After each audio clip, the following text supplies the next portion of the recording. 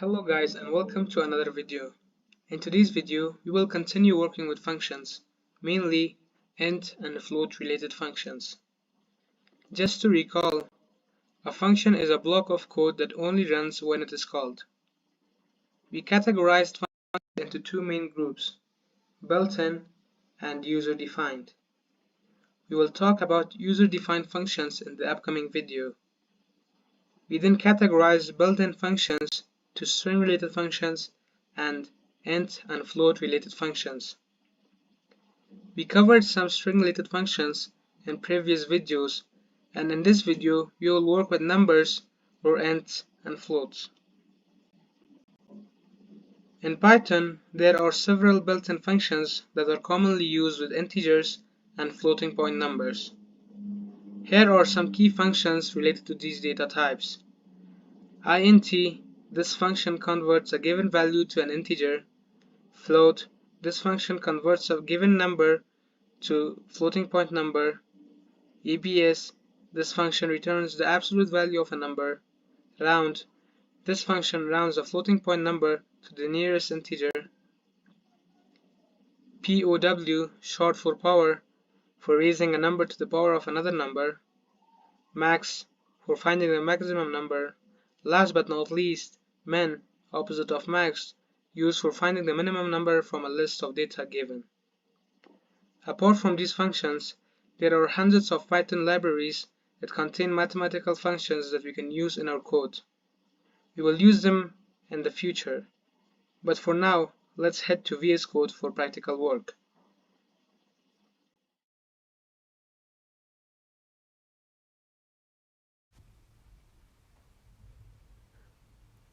I will make a new Python file, code program.py. I used int function and float function in my previous videos, where I used these functions for changing the data type of variables, aka typecasting. I will work examples with the rest. Let's make a new variable, num, short for number, equals to minus 3.6. Now I will print it using the abs function, print abs num. Now if I run it in terminal, python program.py, you can see it outputs 3.6, which indeed is the absolute value of minus 3.6. Now let me use round function for rounding. I will remove the print block and I will replace it with a new one. Print round num. You can specify the rounding point for the function if you want, but in this case where there is only one decimal point, I won't use it. Now if I run it, you can see it outputs 4. Now I will clear all of this in the terminal.